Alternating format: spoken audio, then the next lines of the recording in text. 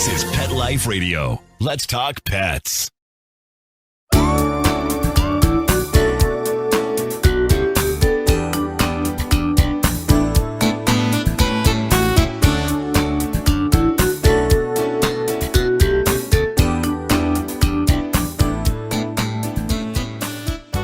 Hi, welcome to another edition of Rappaport to the Rescue. I'm Jill Rappaport, and what a day I had yesterday. First of all, I hear a boom, the power goes out. My dogs start going crazy because all of a sudden the lights, the TV, everything goes just dark. And it's the middle of the day, thank goodness, but still, it rattled them. So I quickly run downstairs. I let 3 of the dogs into the backyard so that they could calm down a little bit. Petey is asleep on the sofa. My 18-year-old CJ is also asleep in her little bed. I let them be. I go outside. Unbeknownst to me, I look, and there is a baby deer in the corner of my backyard. And I am so mesmerized. It's the cutest thing you've ever seen. And all the dogs are looking at the little baby deer. Of course, my dachshund, Mr. Fearless, is like, "What's that?" I'm going to go over to and I'm going to see if it's an invader in our backyard. And he starts walking up. Next thing I know, in a flash, I see the mother jumping over my 5-foot fence into the backyard to protect her baby, of course, which is such a beautiful thing. And that's what you would expect. But I didn't expect that to happen with my 3 dogs watching. Next thing I know, my little Stanley, he's not little physically, but little emotionally. He's afraid of everything. My standard poodle starts walking over. Do you know that this mother deer literally came over to Stanley and bopped him with her back leg, and he fell over? Like she was trying to say, "Stay away from my baby," which rightly so. But poor Stanley was just traumatized. And then Scout was in an uproar. He's running around in circles. And wouldn't you know, my dachshund, he's thinking, "Who does she think she is? We're not going to take that." And he starts walking up. My little 13-pound dachshund starts walking up to the deer like, "I'm not going to take that from you." I scream. I open up the other gate. I quickly scurry them out, and she gets the baby. They run out, and thank goodness all is safe and well at the Last Buck Ranch. Never a dull moment here, folks. Anyway, coming up on today's show, another great addition. I have the one and only Kristen Bell here. I have loved her performances for years. My favorite movie, and I'm sure you'll all agree with me, Forgetting Sarah Marshall. Great performer, great person. And what I love about her most is her desire, her need, her passion for saving animals in need. We will talk to her all about that coming up. And later in the show, the Bill Jill section, Bill Berloni will be here. And we're going to talk about dachshunds. I had 2. Of course, his daughter now has 1, and we're going to talk about the difficulties training them because they are so obstinate, as you just heard with my little Oscar Mayer wanting to challenge the deer. All that coming up and more on Rappaport to the Rescue. Stay tuned. Want to know who the latest trendsetters are in Hollywood? How about Irish setters? Find out who's been spotted with spots, chowing with their chow, and shopping for Gucci with their Poochie. Get the scoop on all the latest celebrity pet patter right here. Pet Life Radio. Let's talk pets. Let's talk pets on PetLifeRadio.com.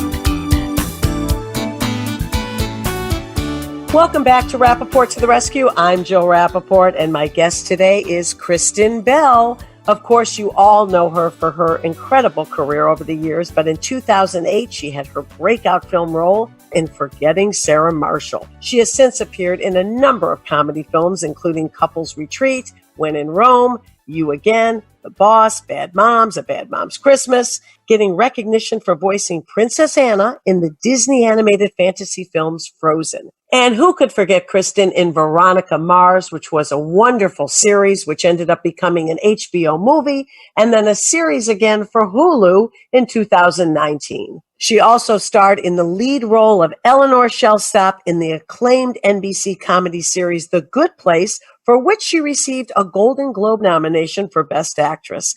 And if that list of credits isn't long enough, Bell is also an author, a New York Times #1 best-selling children's author with her new book, The World Needs More Purple People. Obviously, she's incredibly talented, but what I love about Kristen most is her devotion and her commitment to animals in need. Kristen, welcome to Rappaport to the Rescue. And in the beginning of the show, I talked all about your career. Wow, what a list of credits. You have done so much at such a young age. You've really achieved so much, and you are never just hanging out and relaxing. It's 24/7 for you, isn't it? I do like to work. Working and having a purpose gives me self-esteem. So whether the purpose is being activated by work or, being involved as a mom or all my fur babies or animal rescue or any kind of philanthropy, I like to stay active. Yes. Well, I always loved you as a performer, but when I read and learned about your compassion, commitment to animals in need, we were kindred souls, Kristen. I just love what you do. I know you've been a vegetarian since you were 11 years old. Is that correct? That is correct. Unbelievable. And you've always loved animals. Always. In fact, I like animals a lot more than I like humans. I always say that too, and my mother gets so mad. She goes, don't say that, don't say that. I said, but it's the truth. It's the truth. I will say it's funny because when I was little, I remember I loved my dog so much and I wanted more dogs. My mom said no, so I figured out that the Humane Society allowed fosters, and then I presented it to her as a responsibility learning experience, and she let us foster. And I've just always liked being surrounded by, all animals, but dogs in particular I just think nature's antidepressants. And when I first met my husband, we would be, strolling down the street. This was 13 years ago. I would stop to say hello to every dog. And for me, that was just, of course you do. You say hello to the dog. You ask if you can pet it and you talk to it for a minute. And he never grew up with animals. And so he thought that I guess he still says this, I was like sort of trying to look good in his eyes, like I was Snow White, like, look how much I care. And he goes, I thought that for like the first year, and now I'm 13 years in and you still stop for every single dog. I realized, oh no, that's just something you do. It's not, you were never trying to impress me. Yeah, I feel like such a connection, especially with dogs, that I don't know that I'd ever be able to live without having them. Oh, I'm right there with you, sister. And I got to tell you, Dax, you said he hadn't grown up with dogs. I've had to end relationships because they just didn't get it. And they thought I was a little too obsessed. And I got to be honest with you, oftentimes I wanted the dogs in the bed, not the guy, if you know what I mean. So how did you work it out with Dax? Is he a true animal lover now? He is ish.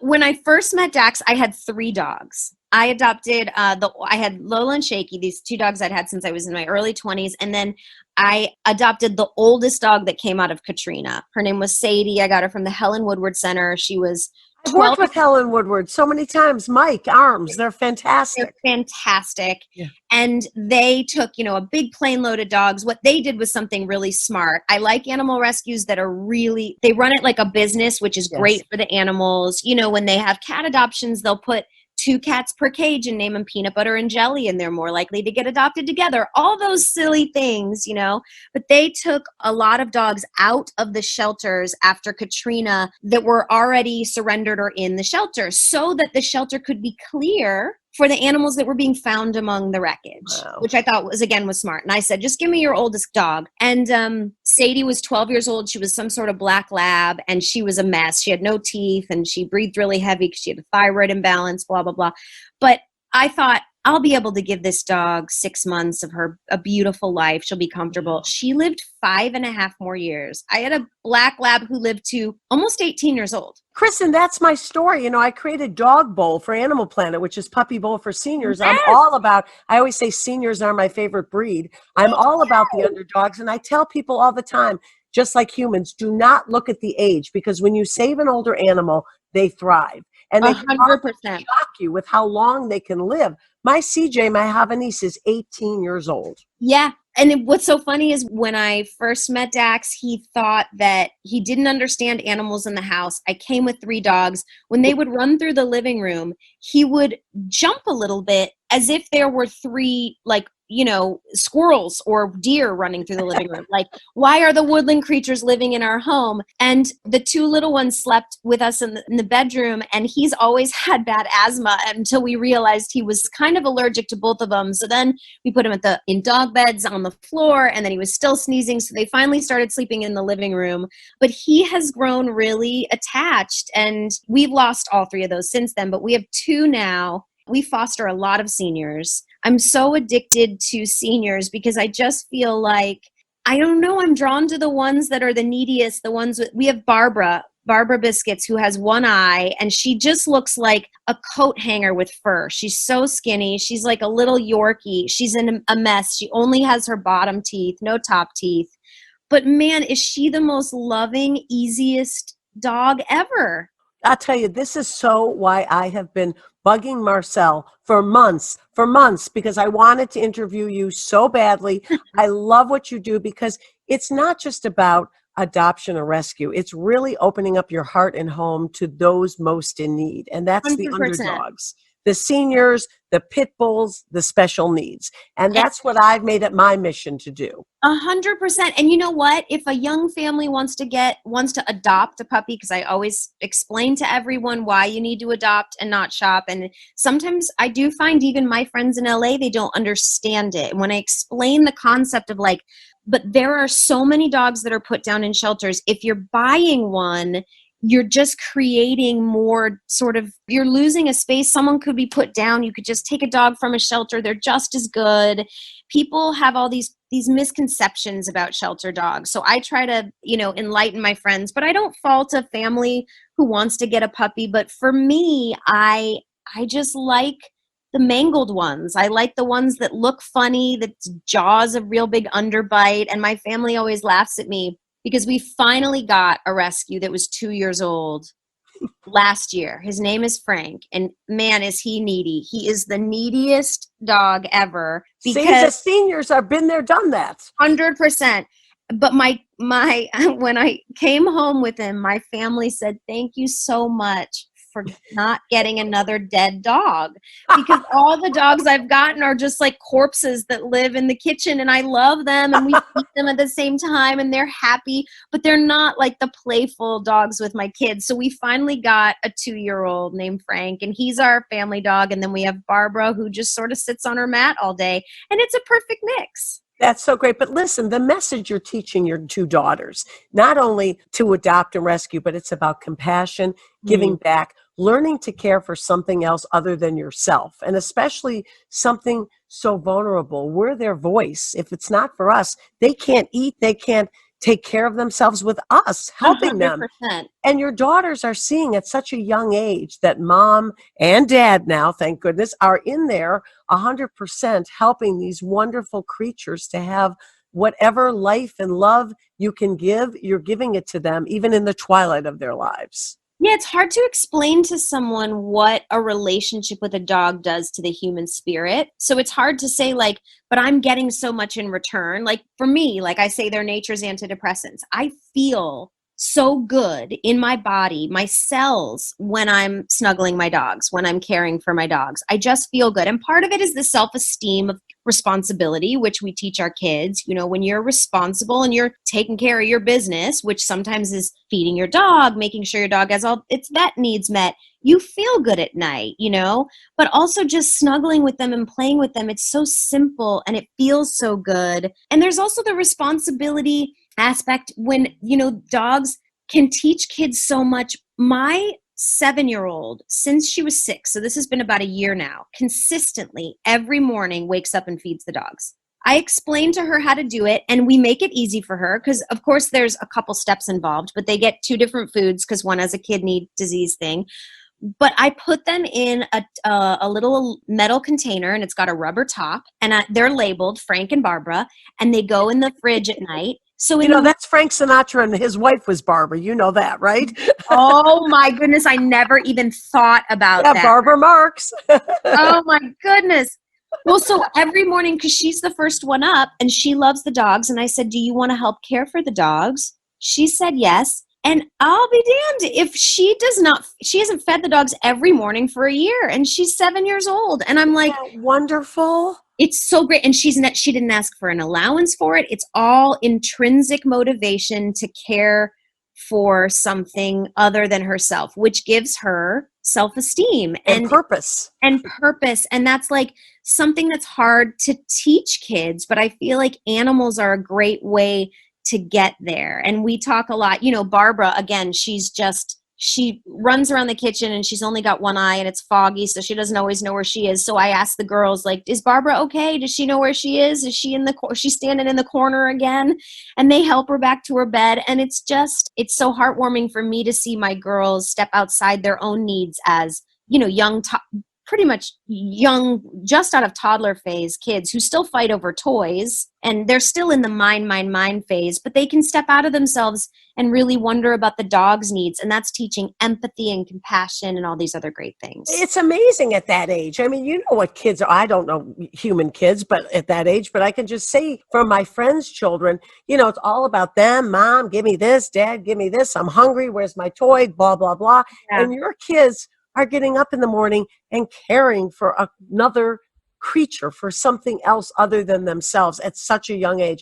That's unbelievable. What you've taught them to do. It makes me so proud. And I will say, like, there's so many great rescues here in Los Angeles, so many smaller rescues that we donate to all the time because, Helen Woodward is amazing, but I also really feel like it's important. There are people like you and I who've made it their mission to get a kennel license, and they, whether it's in a small space or out of their home, turn over 10 or 12 dogs every month or so.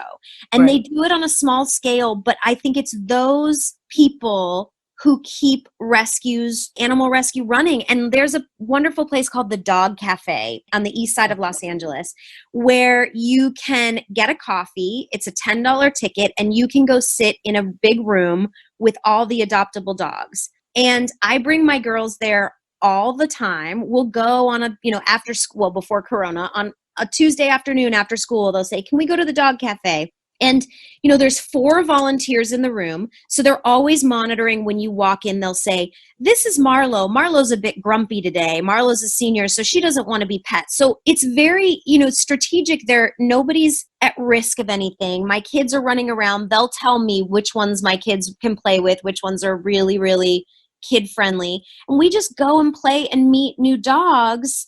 And I mean, that's how we got both Barbara and Frank from the Dog Cafe. But even that, them seeing, there's 20 dogs in this room that need a home, then it occurs to them, that things are in need around the world and that they can be of service. Well, so many people that I've interviewed, we've just gotten the most incredible people to be on this podcast, and they just open up. I mean, my very first interview was with Meredith Vieira, and her 16-year-old dog, Jasper, a little tiny dog, was just literally attacked by a coyote and survived.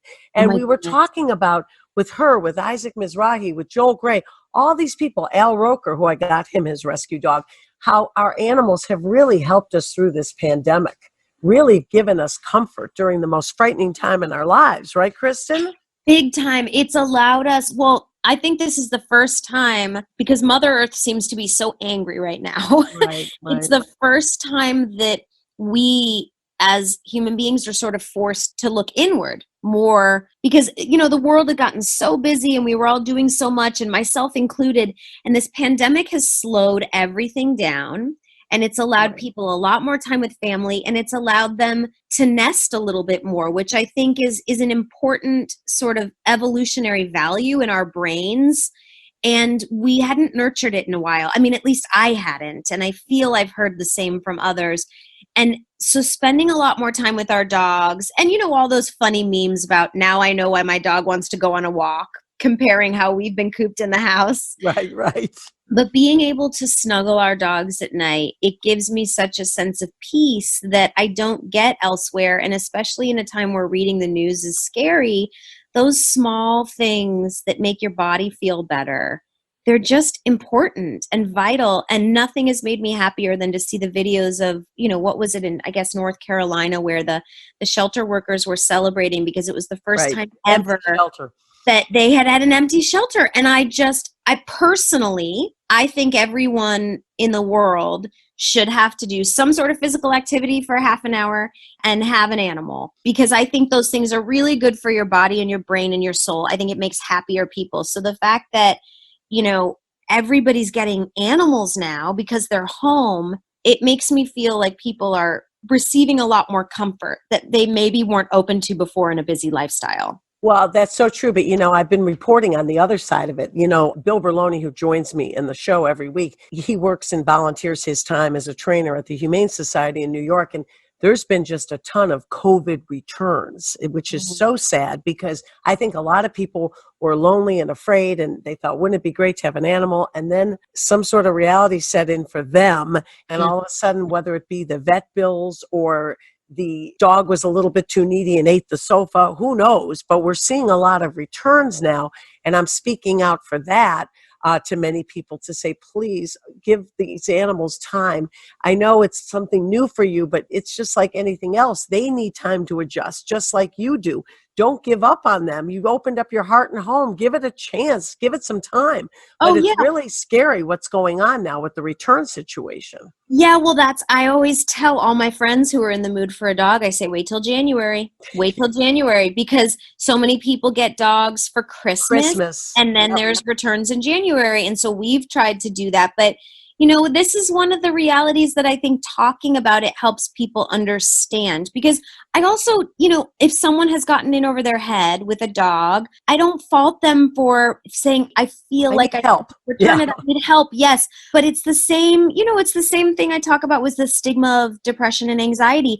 There is help out there. You just need to know a little bit more. We work with this amazing trainer in Los Angeles named Samantha Johnson. She's got an Instagram called Pack Life LA, and she's so smart. And she was the one that told us it's going to be about 2 weeks before the dog shows their real personality. Right. And you have to know that. So you might get a dog and it might be crazy in the beginning. Wait 2 weeks, it might calm down.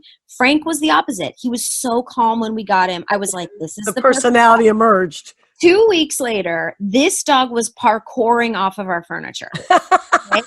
And he's a maniac, but it's wonderful because the kids absolutely love it. And, we've just learned that we got to go play fetch with him in the morning, and it keeps us active, but you have to give them a chance. You're not getting a handbag. You're getting another living being, and you got to cut them some slack, but earning the relationship with them is where the beauty comes. Oh, the joys and the rewards of that love and that relationship. There's nothing like it. I can only compare it. It's such a euphoric high. When I take my dog's noses and I kiss them, I'm grinding my teeth. I have no teeth from kissing them all the time. But the joy of just getting that love and the kiss and the thump, thump, thump of the tail when you walk in. And, and again, I have super seniors in this house. And as I said, have a dog that's battling cancer now. I lost my beloved dachshund in March, and I still have 5 here.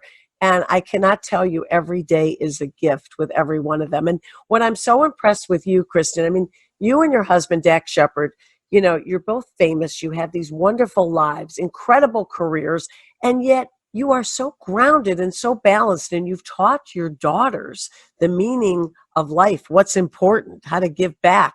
And that doesn't always happen. And that's not always the case in your career world, in your world. And, you see quite the opposite often. How have you maintained being so grounded, you and your husband? And what is it about your life that makes you realize what's important? And that's what you need to stress. Well, I think, we're both from Michigan. So am I. I was going to bring that up next. I'm a Detroit girl. Yes, I grew up in Detroit, 7 Mile and James Cousins, and we moved to Birmingham, Bloomfield Hills. I know you're Huntington Woods. Oh my goodness. Can you believe how much we have in common? This is ridiculous. This makes me so happy. Well, there's something about, you never know how your life is going to turn out. And if I had married someone from Los Angeles, maybe I would be different. But I think my husband has kept me grounded, and I've kept him, because we never lost our Michigan roots of growing up, sometimes worrying about bills and the family. He still loves everything off-roading and, motor homing, and we go camping a ton. And there's just so much of that life that was special to us that when we transplanted to LA, I guess we just kept a lot of that. And I don't know what's kept us grounded, I guess. It's just, I feel like keeping my feet on the ground is my utmost priority. And I think my family also keeps me really grounded. The funny thing is like my dad and my sisters could care less that I'm an actor. I get zero extra attention. In fact, I'm quite positive that most of them have not seen any work that I've been in. Oh, come on. I Are you swear. serious? Not even forgetting Sarah Marshall? I think my dad has seen Forgetting Sarah Marshall. I can't guarantee that my sisters have. They just don't care. And that's the beautiful part about it, is that you have to earn. I was taught you have to earn who you are, right? You don't get a title and then get treated differently. And I think we're also just we're into science. To be honest, I like the way the brain functions. My husband studied anthropology, and the idea of culture and community and relating to one another and the science of your brain is really important to us. And so we recognize that keeping our feet on the ground is a really important part of that. Giving back gives people purpose, which makes them less anxious, which, like, it's all this sort of connective tissue of reading and about happiness. I think that's what it is. You know, like with animals in particular, one of the programs I love so much because it kind of explains why animals are so important. There's a thing called Positive Change Program, which is run by Marley's Mutts out here, and they go into prison systems with really, really hardened criminals. I mean, like triple murderers. And this guy, Zach Stowe, brings in dogs. They have a training program where these men who have not ever been able to articulate any emotion in their life, and probably, by the way, every single one had a terrible upbringing, so no wonder they made bad choices.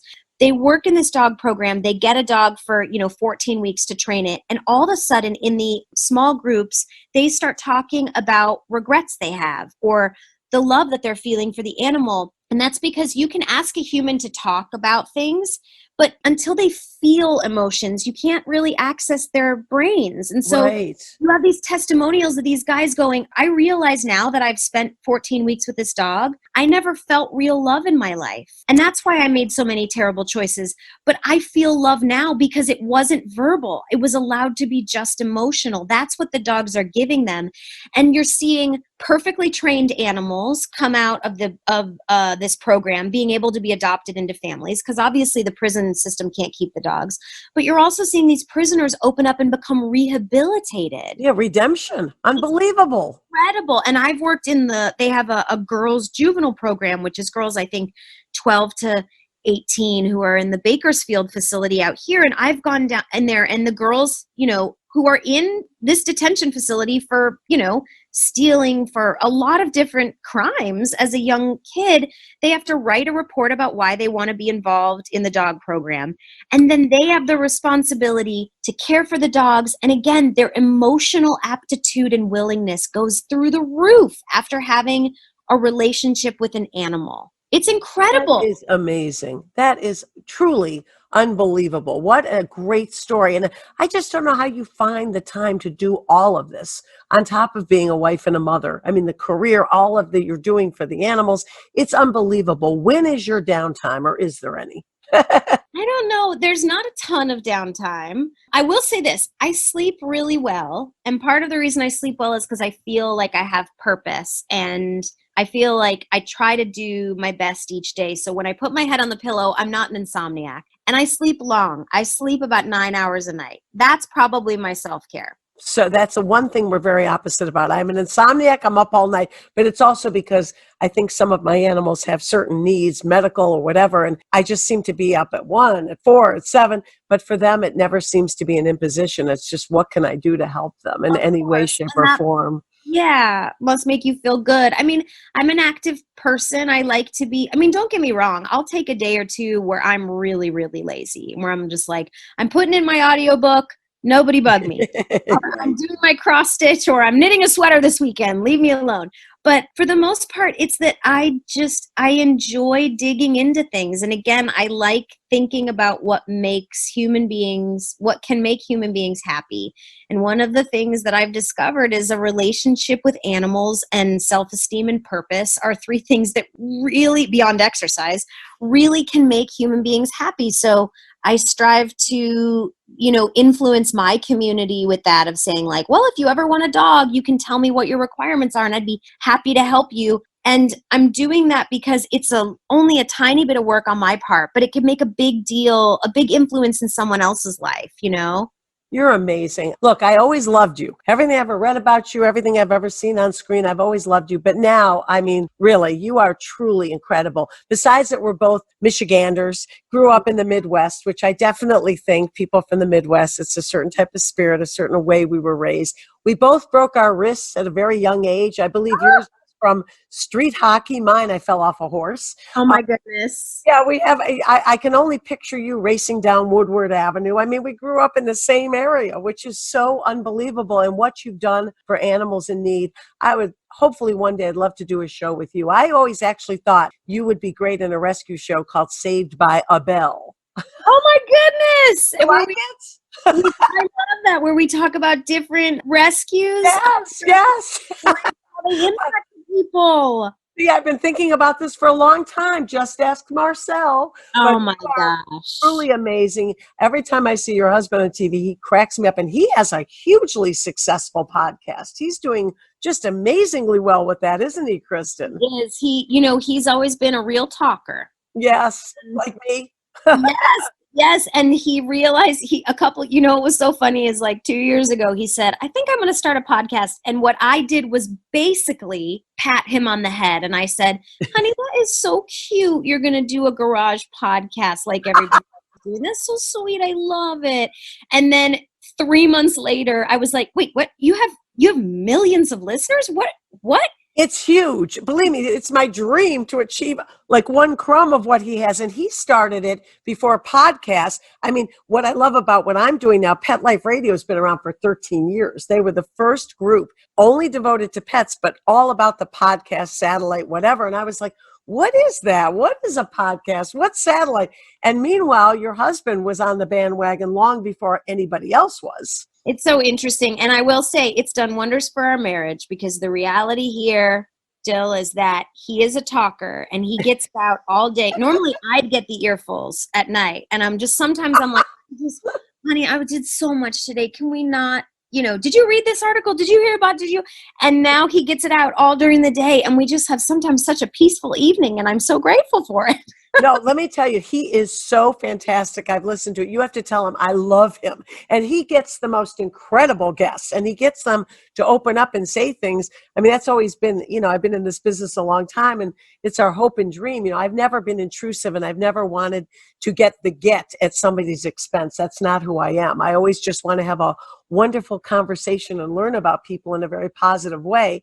And I feel your husband's podcast is just so great that way too, because you learn so much, but it's not tabloidy. It's very down to earth and very heartfelt. Well, one of the great things that when he started Armchair Expert, one of the things he said is he's like, there's so many podcasts about the successes. How did you get to be who you are? He's like, I want to do one about the mistakes. Yes. I want to say, so you're where you're at. What mistakes do you think contributed to getting you here? So that there's just, and our whole purpose, I think him and I, is just reducing shame and stigma and taboo about everything. He's really honest about the fact that he was molested, which not a lot of guys can talk about, or girls. I'm really honest about my anxiety and depression. We're honest about our marriage and the ups and downs. And I just feel like the less taboo everything is, the more we all talk about our hardships, the more connected we feel as a community. Yeah, that is so true, Chris. I mean, you really are incredible, you and your husband. And I think the honesty, first of all, it makes people just relate to you so well, because so many of us are going through one or more of those things in certain ways. And so to hear someone of your stature, to hear someone that people look up to talk about something that is often put in the closet, don't tell anybody, we don't want anyone to know we have a fault, oh my, what would happen? Yet you've been out there about it, you and your husband, in such a passionate and such a real way that you've helped so many people. Well, I gotta say, honestly, it's also, that comes back to both of our intense interests in brain science. The way your brain works. So again, this comes from, and it's a joke on his podcast because he mentions it every other sentence. I have a degree in anthropology. But human beings, because he studied primatology, right? So chimps, and you have to look to someone to learn. Chimps look to the alpha to learn. They look to each other. Nobody lives on an island by themselves and evolves. So we kind of made a decision basically a couple years ago to go, let's just be who we are publicly. There's certain things we keep private, like we don't show pictures of our kids. We keep their existence very private because, we don't know whether or not they want to be. And I didn't even mention their names. I respect that. I appreciate it. But the reality is, if people are looking to us, why not show them a reality? Let's not show them an Instagram filter. Let's show them who we are, and in the hopes that it can make everything better, that it'll make us feel better, because honesty always feels better. I had a terrible day yesterday. I fought with my husband yesterday, but then also that people will see, oh, that's normal. Just like we've gotten a little obsessed as humans with, this idea of perfection. And we made a really specific decision to try and not show perfection, to try to show levity and laugh at all of our imperfections and show the mistakes in hopes that it would provide, the community with more happiness. Oh my goodness, you have done just that. And like I said, I have just looked up to you for so long because you are so real. And I've always thought, oh, I just want to hang with her. I just want to be friends with her. And when I told people I was doing this interview, they're like, I love Kristen Bell, but not just from the big screen standpoint. They love you because they love your personality. And they always feel like I do, like she could be my girlfriend. I want to pick her up and go shopping and have coffee with her if we weren't wearing a mask and 6 feet away. But that is what you project. And your husband is just hilarious and so open and real. You're just the kind of couple that everybody wants to hang with. Although I think after a while that could get annoying for you because everybody wants to be in your world, right? Well, it's first of all, it's very, very flattering. It means we're doing a good job of being, Yourselves.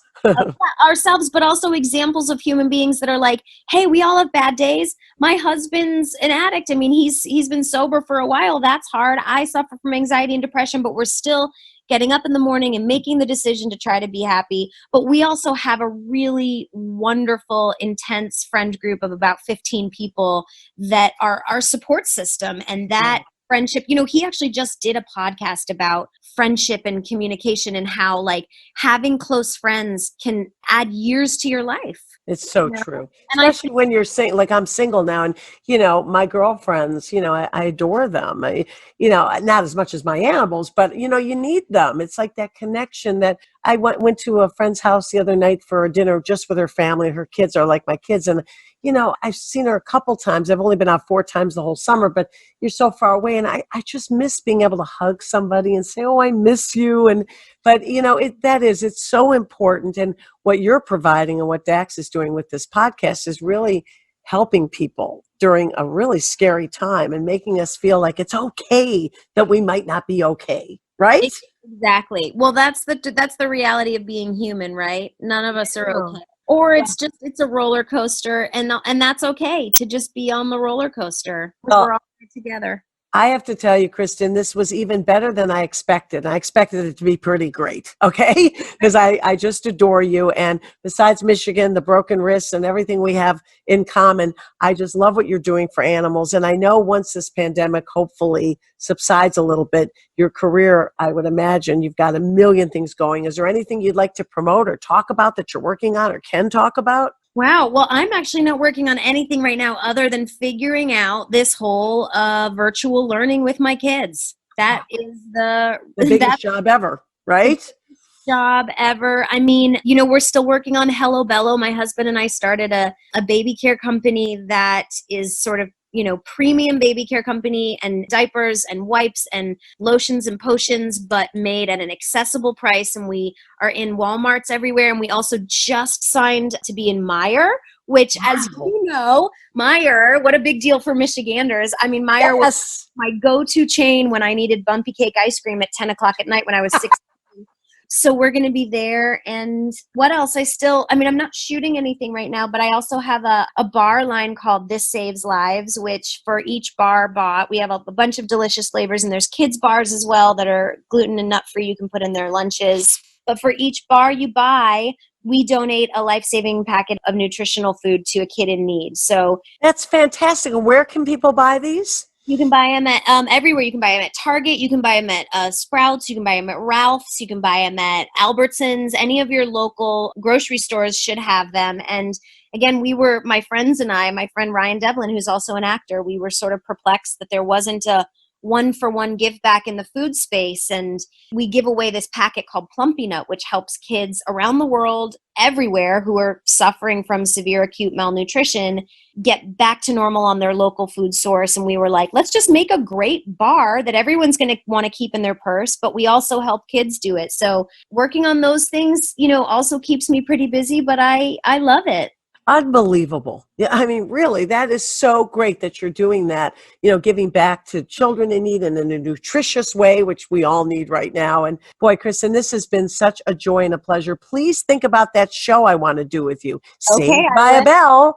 But it is just so great talking with you. And I wish you all the success and bless you for what you're doing for senior animals in need and teaching your children about the importance of taking care of these animals. And please give my love to your husband and tell him I adore his podcast. It really is incredible. You're doing a great job. Thank you. I will. Thank you so much for having me. Oh, this has been just a pleasure. And we're going to stay in touch with each other, okay? Let's do it.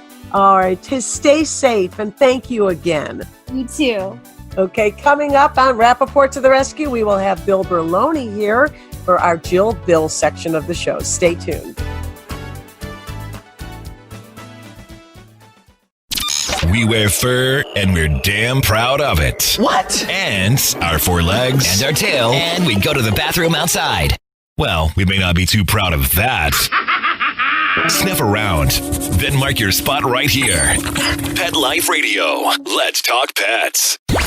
Let's talk pets Let's talk pets on Pet Life Radio. Pet Life Radio. PetLifeRadio.com.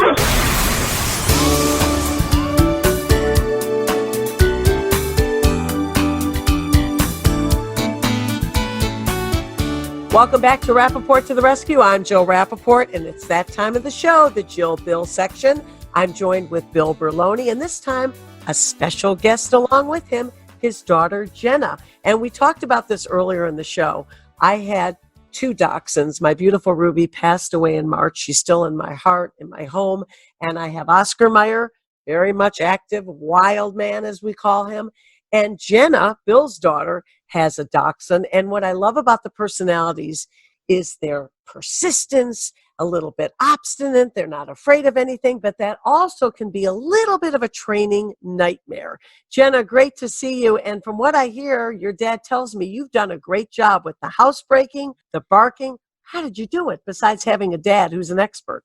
Yeah, thanks for having me, Jill. I'm so happy to be here. I'm a big fan of the podcast. It's been really great to hear and talk to my dad about the guests that we've had. And I do have a dachshund, and she did prove, like you said, to be a little bit of a challenge with kind of all the stereotypical dachshund things. So it's been hard work, but I've had a really great helper with some great advice in real time. So that's, I think, been one of the biggest helps here. Well, what are you going to say? Your dad is part of it, so what the heck, right? Yeah. But, it's amazing because earlier in the show, I introduced this, and I talked about this experience I had in my backyard yesterday where a deer actually got in protecting her little baby, and it was my dachshund that was going to save the day and try to take on both of them.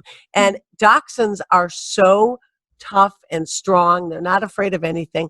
I lost my beloved Ruby in March. She was I call her my sugar doggy. She sold all my products on QVC. I rescued her literally when she had a year.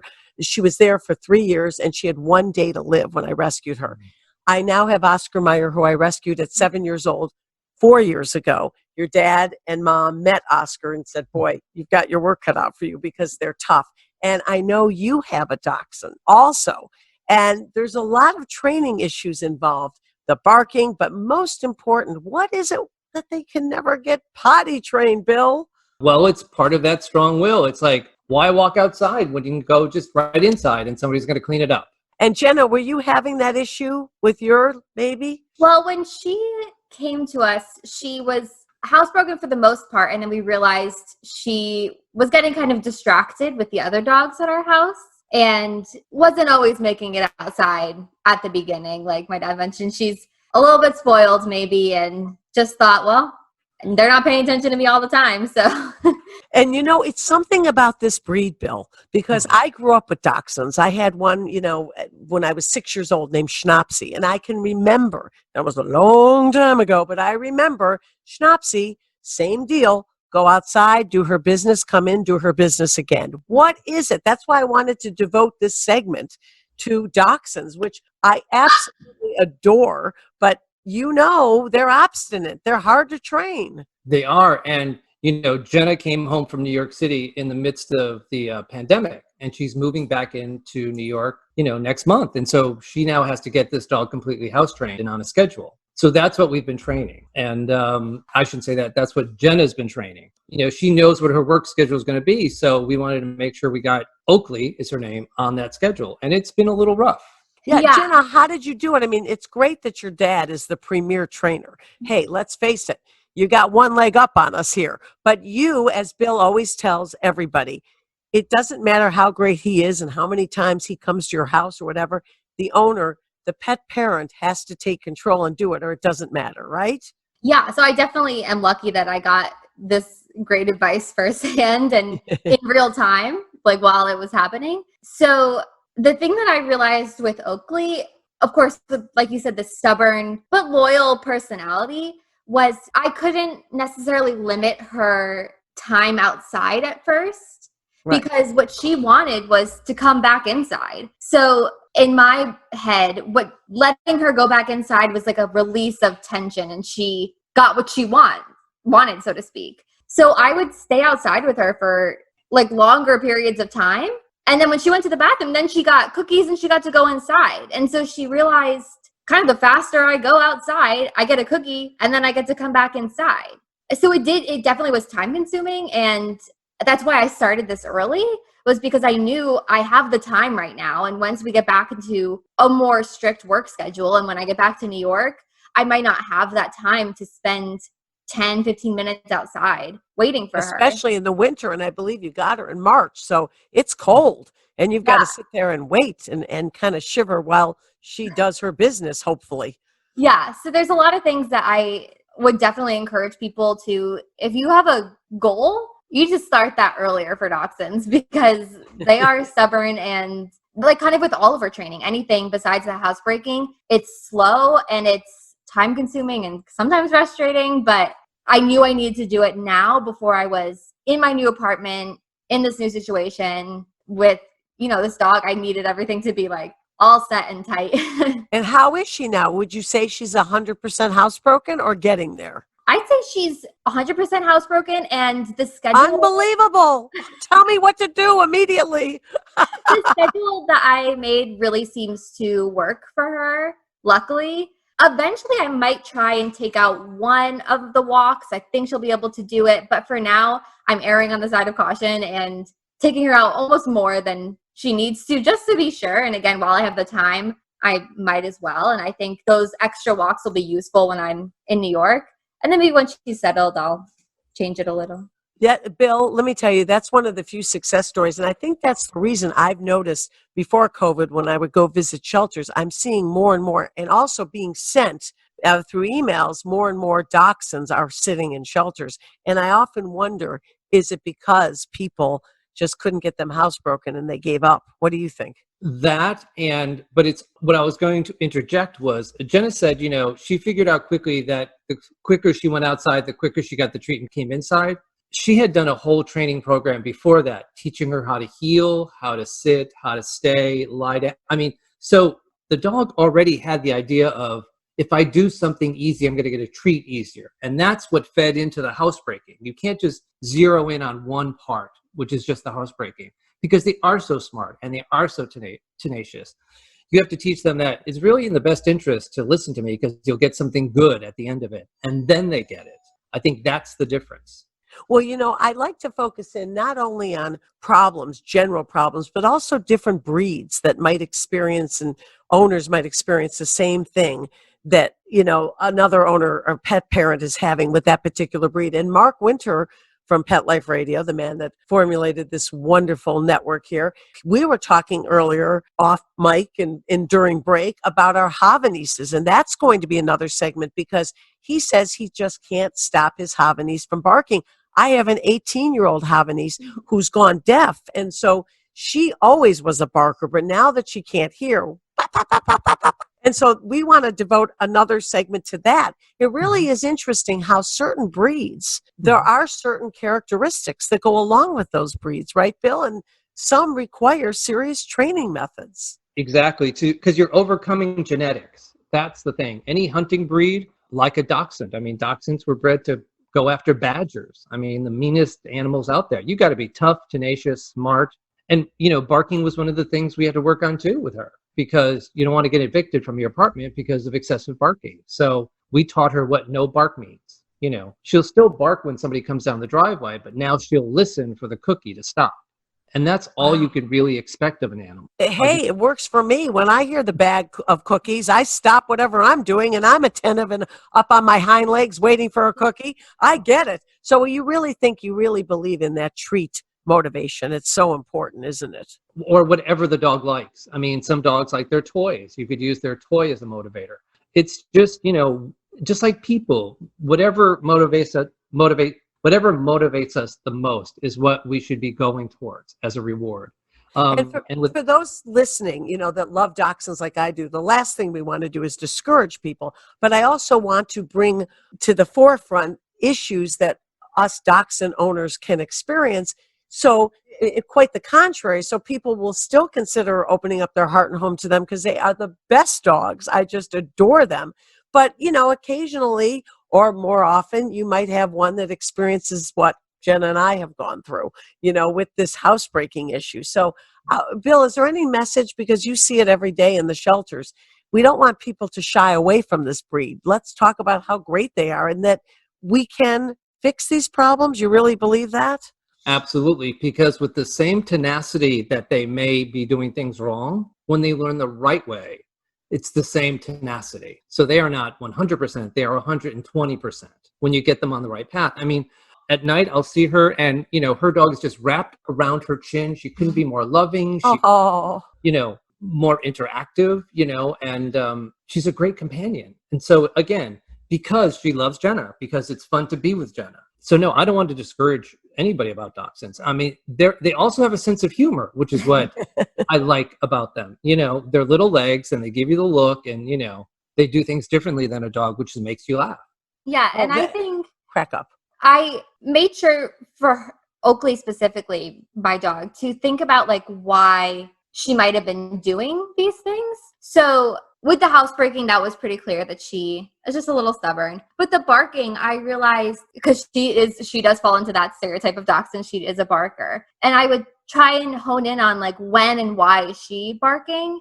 She's more of a reactive barker in a protective kind of way. Right. Which to me, for some people and for me, could be an important feature or something that is nice to have. If someone were to break into my house, she would bark.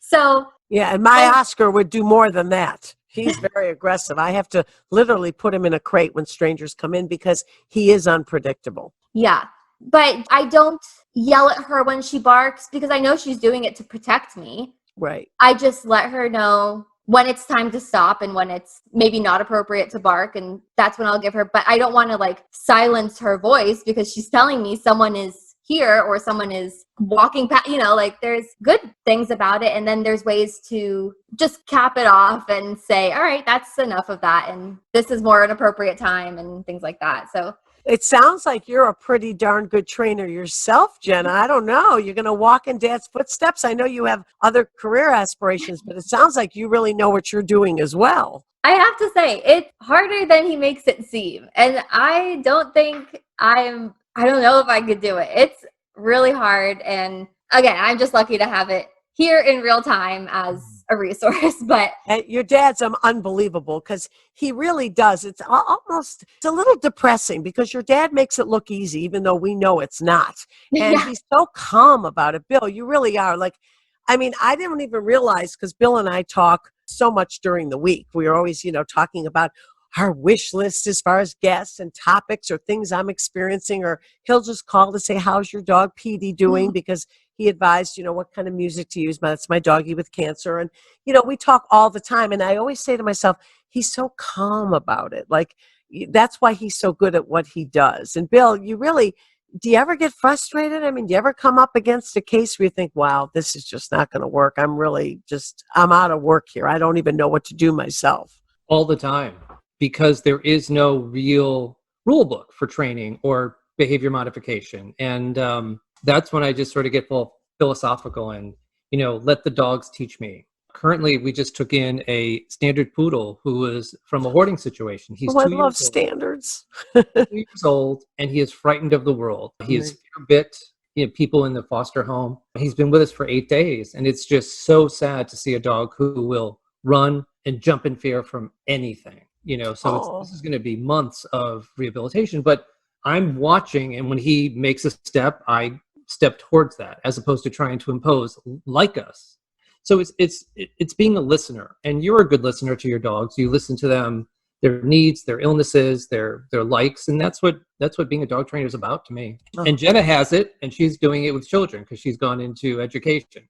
Isn't that wonderful, Jenna? Well, I know your parents are so proud of you, and obviously you're great with animals, with kids, and you've really, you're doing it the right way. And I requested at the very last minute, I wanted our listeners to all know, I literally said to Bill just a couple hours ago, can't we put Jenna on? I want to hear right from the horse's mouth about her dachshund and what she's experiencing, because anybody can say, oh yeah, my daughter's doing really well with this. But I wanted to hear you tell the story, Jenna, and having a dad like Bill, great advice, but you're the one that had to teach Oakley what to do and how to act and how to become the best dog she can be, right? Yeah, and I think it's important that I do fall into one of those people who got a dog during the COVID situation, and it was the right time for me. Of course, it was so hard, but there's things that if people are listening who did get a dog and who have plans for the future, I think my biggest advice, no matter what breed of dog, is just plan for your life after this, because I had to make her walk schedule around what my in-person work schedule will be, because again, once we're in it, I won't have the time to spend and really get her on a new schedule once that all happens again. And I know I'm moving into a new apartment. So it's plan for what's going to happen after this, and think, how do I want my life with this dog to be after all this is over? And of course, while it's happening, she's great, and it's been so great to have her during this time, but it was a lot of work and trial and error, and really giving her the room to make mistakes, because I was making mistakes, and now we're finally on the right path, and I think it's going to all work out in the end. But obviously she's doing great. Well, Jenna, this has been a joy. I hope you join us from time to time. We'd like to keep in touch with you, and maybe once she goes into the apartment with you with your job. Oh, there she is. Oh, our listeners should know that while I was talking, Jenna leaned down and picked up the cutest little muffin. Oh my goodness. Oh boy. This dog is just adorable. Well, we want to check in with you and hear how she's doing in her new setting. Once you go back to work, your new apartment, right, Bill? That's going to be a whole new experience for Oakley. And, for anybody who's thinking of getting a dachshund, I'm half German. She's a quarter German. Anybody who wants a dachshund should be ready to polka, because that's the dance you're going to do with a dachshund. It's going to be fun. It's going to be fast, but you have to be the leader and not the follower of the polka. Oh, on that happy dance note, thank you so much, Bill. As always, great advice. And Jenna, great to have you here. This was such a fun show. Thank you, listeners, for tuning in. And as I always say, stay positive. Let's Talk Pets, every week on demand, only on PetLifeRadio.com.